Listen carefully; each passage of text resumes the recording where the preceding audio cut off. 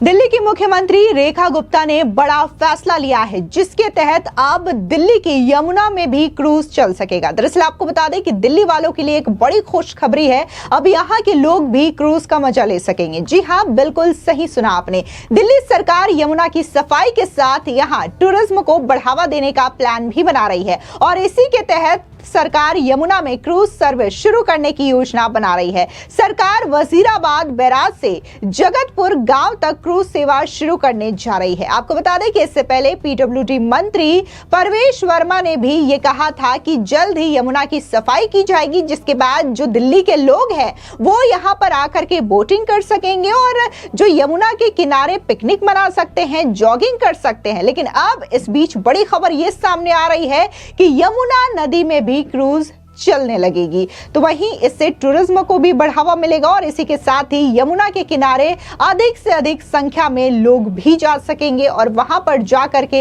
यमुना नदी की जो सुंदरता है उसे और भी भव्यता के साथ निहारेंगे। तो वहीं दूसरी ओर आपको बता दें कि जब से बीजेपी सरकार का गठन दिल्ली में हुआ है, उसके बाद अब जो एलजी है वो भी मुख्यमंत्री रेखा गुप्ता के एक्शन मोड की तारीफ कर रहे हैं। सीधे तौर पर आपको बता दें कि दिल्ली के एलजी वीके सक्सेना ने ये कहा है कि सरकार बदलने के बाद दिल्ली में काफी ज्यादा काम हो रहे हैं, काफी ज्यादा बदलाव हो रहे हैं। वहीं अगर बात हम यमुना नदी में क्रूज चलने की करें तो जानकारी के मुताबिक यमुना में 7-8 किलोमीटर तक क्रूज चलाया जाएगा। रिवर टूरिज्म को बढ़ावा देने के लिए DTTDC यानी कि Delhi tourism and transportation development corporation की तरफ से ये टेंडर निकाला गया है। इसके लिए दिल्ली जल बोर्ड और सिंचाई एवं बाढ़ विभाग ने भी NOC दे दिया है। आपको बता दें कि दिल्ली में 365 दिनों में से 270 दिनों तक क्रूज या फेरी चलाने की इजाजत है। अधिकारियों ने बताया है कि योजना के तहत वजीराबाद बैराज यानी कि सोनिया विहार से जगतपुर शनि मंदिर तक यमुना के 6 से 7 किलोमीटर हिस्से को पर्यटकों के लिए क्रूज शुरू कर दिया जाना चाहिए। यह सेवा मॉनसून के अलावा साल भर चलेगी। क्रूज में 20 से 30 लोगों के बैठने की क्षमता होगी। सरकार की इस पहल से लोगों को घूमने के लिए दिल्ली में एक और जगह मिल जाएगी, यानी कि एक और टूरिज्म स्पॉट दिल्ली को मिल जाएगा। बताया जा रहा है कि इस क्रूज के लिए आधुनिक बिजली से चलने वाली और AC बोट का इस्तेमाल किया जाएगा। यह सेवा साल में करीब 270 दिन तय रहेगी। मानसून के मौसम में जब नदी में पानी का स्तर बढ़ जाता है तब यह सर्विस नहीं मिल सकेगी। क्रूज के संचालन से पहले जल स्तर और मौसम की स्थिति को देखा भी जाएगा। ये क्रूज पूरी तरीके से एयर कंडीशनड होगी, जो कि इलेक्ट्रिक या फिर सोलर हाइब्रिड मोड से चलेंगे। शुरुआत में 2 छोटे क्रूज चलाए जाएंगे। इन क्रूजों में बायो शौचालय, ऑडियो वीडियो समेत तमाम तरीके की सुविधाएं भी होंगी। आपको बता दें कि दिल्ली में सरकार बनने के बाद बीजेपी यमुना की सफाई पर काफी ज्यादा जोर दे रही है। यमुना की साफ सफाई कर उनमें एक नई जान फूंकने की पहल भी की जा रही है।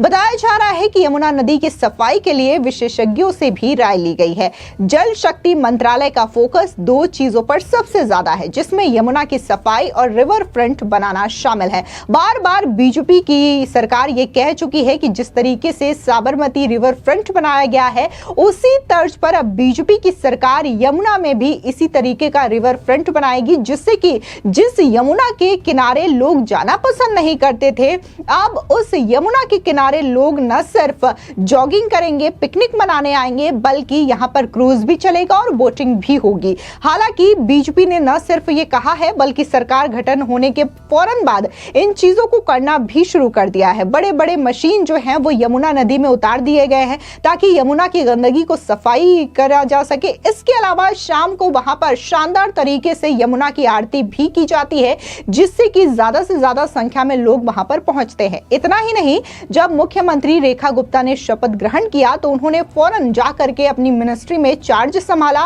उसके बाद वो अपने तमाम मंत्रियों के साथ यमुना घाट पर गई, मां यमुना का आशीर्वाद लिया, आरती में शामिल हुई और उन्होंने ये दिखा दिया कि कैसे यमुना नदी की साफ सफाई करना उनके सरकार की प्राथमिकता है। तो वही दूसरी ओर आपको बता दें कि जिस तरीके से दिल्ली में बीजेपी की सरकार लगातार एक्शन मोड में काम कर रही है, तो इसकी सराहना दिल्ली के उपराज्यपाल वीके सक्सेना की ओर से की गई है। आपको बता दें कि दिल्ली के उपराज्यपाल वीके सक्सेना ने शनिवार को कनॉट प्लेस के सेंट्रल पार्क में नई दिल्ली दिल्ली नगर पालिका परिषद यानी कि एनडीएमसी फूल महोत्सव का उद्घाटन किया। उद्घाटन के दौरान एलजी ने महोत्सव में लगाए गए और प्रदर्शित किए गए फूलों की विविधता पर प्रकाश भी डाला। उन्होंने दिल्ली को फूलों के शहर में बदलने के अपने सपनों को भी मीडिया के साथ साझा किया है। दरअसल आपको बता दें कि इस दौरान मीडिया से बात करते हुए एलजी ने कहा कि एनडीएमसी ने एक बहुत ही सुंदर फूलों का शो शुरू किया है, जिसका आज उद्घाटन किया गया। यहाँ विभिन्न प्रकार के फूल लगाए गए हैं और प्रदर्शित किए गए हैं। मैंने कहा था कि दिल्ली को फूलों का शहर बनाना मेरा सपना है और अब सरकार बदलने के बाद सब कुछ बहुत अच्छा चल रहा है। हम निश्चित रूप से इस सपने को साकार करेंगे। सुनिए और क्या कुछ दिल्ली के एलजी वीके सक्सेना ने कहा। आज आपने देखा कि एनडीएमसी ने एक बहुत खूबसूरत फूलों की प्रदर्शनी शुरू की है, जिसका उद्घाटन आज हुआ है। यहाँ तरह तरह के फ्लावर्स को लगाया गया है, दर्शाया गया है। कंसेप्ट बहुत सारी बताई गई हैं कि किस तरीके से किचन गार्डन को डेवलप किया जा सकता है, बालकनी में गार्डन्स को कैसे डेवलप किया जा सकता है। यहाँ पर फूलों का सेल भी शुरू किया गया है। अगर आपको याद हो, मैंने कहा था कि दिल्ली को फूलों का शहर बनाना है, ये मेरा सपना है। और अब क्योंकि दिल्ली में निजाम भी बदला है और सारी चीजें बहुत अच्छे से हो रही हैं, इन्हीं 10 दिनों के अंदर मैंने 4 जो है इन ऐसी प्रदर्शनियों का उद्घाटन किया है। और मैं आपसे वादा करता हूं कि आने वाले समय में हम दिल्ली को जो फूलों का शहर बनाने का सपना है प्रधानमंत्री जी का भी, और उन्होंने भी रिसेंटली कहा है कि दिल्ली को बहुत खूबसूरत शहर बनाना है, जो दिल्ली देश की राजधानी है और उसे जिस तरीके का होना चाहिए उसे बनाने का सपना उनका भी है। तो उसमें हम सब मिलजुट कर उसको करेंगे और आने वाले समय के अंदर आपको दिल्ली के अंदर बहुत बड़ा बदलाव देखने को मिलेगा। रोड साफ हो रहे हैं, सेंट्रल वर्ड साफ हो रहे हैं।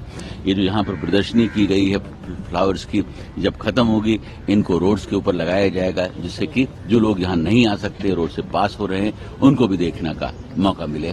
तो मैं फिर कहूंगा, आपका भी सहयोग चाहिए कि हम दिल्ली को कितना खूबसूरत बना सकते हैं। इसमें मीडिया का भी बहुत बड़ा हाथ होगा। धन्यवाद। अमित शाह की बात की जाए तो सर, एक कानून व्यवस्था को लेकर एक बड़ी बैठक की जाती है, जिसमें गृह मंत्री अमित शाह के साथ में आपका भी नेतृत्व रहता है, साथ में दिल्ली की सीएम भी उसमें शामिल रहती है। उसके विषय में गृह मंत्री जी ने मीटिंग की है, सभी को मालूम है, और उन्होंने कुछ डायरेक्शंस दिए हैं, उनको इम्प्लीमेंट किया जाएगा in a time bound manner. Sir, आपने शराब घोटाले की जांच के आदेश दिए, कैग की रिपोर्ट उस पर मुहर लगा रही है। अब आम आदमी पार्टी इसको स्वीकारने को तैयार नहीं है, क्या कहना है आप? देखिए, ये सारा मसला जो है विधानसभा के अंदर है और मुझे इस पर कमेंट करने की जरूरत नहीं है। जो प्रक्रिया माननीय मुख्यमंत्री जी चाहेंगी वैसा होगा और मेरे लिए भी इस बारे में कोई कमेंट करना शायद। लेकिन मुहर तो आपके आदेश में लग चुकी है। कैग की रिपोर्ट साफ कह रही है कि कहीं न कहीं घोटाला हुआ है, स्वास्थ्य सेवाएं एकदम चरमरा गई थी, जैसा कि आप पहले भी आरोप लगाते रहे। आपके मंत्रियों पर सवाल उठाया था आम आदमी पार्टी ने, इस बारे में अभी मैं कुछ नहीं कहना। जाहिर तौर पर दिल्ली के एलजी वीके सक्सेना और पुरानी जो सरकार रही यानी कि अरविंद केजरीवाल की सरकार, उनके बीच अक्सर नोकझोंक की खबरें सामने आती थी। कई सारी विकास के जो प्रोजेक्ट हैं वो इसी नोकझोंक की वजह से दिल्ली के अंदर लागू नहीं हो पाते थे, दिल्ली उतनी ज्यादा डेवलप्ड नहीं हो पाई। लेकिन अब उम्मीद ये की जा रही है, जिस तरीके से बाकायदा एलजी ये मान रहे हैं कि जो अभी की रेखा गुप्ता की सरकार है वो बाकायदा काम कर रही है और अब उनके आने से दिल्ली में बदलाव भी नजर आ रहे हैं। तो लोगों को यह उम्मीद है कि जल्द से जल्द केंद्र और एलजी के समन्वय के साथ दिल्ली में अच्छे विकास कार्य तेजी के साथ होंगे। फिलहाल इस पूरी खबर पर आपकी क्या राय है, कमेंट सेक्शन में जरूर बताएं। धन्यवाद।